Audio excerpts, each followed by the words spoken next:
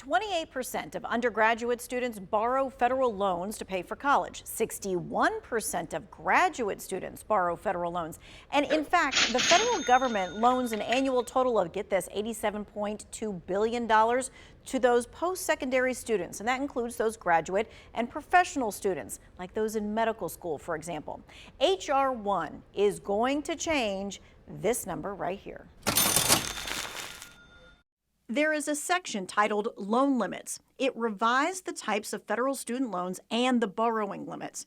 Graduate or professional students will no longer be able to get a Grad Plus loan as of July 1st.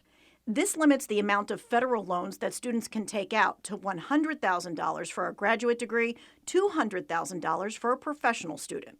So let's look at medical school. Depending on which data you look at, the average cost of medical school is between $237,000 and $358,000 a year.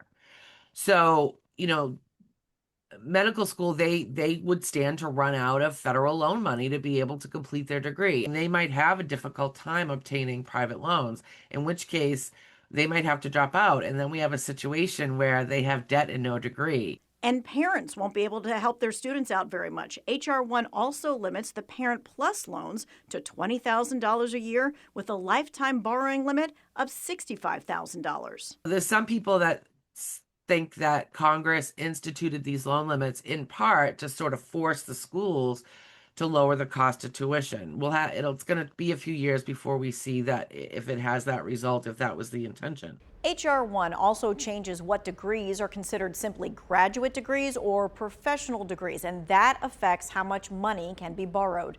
The changes go into effect July 1st, 2026. They do not impact students who are already enrolled in a program and receiving a federal loan.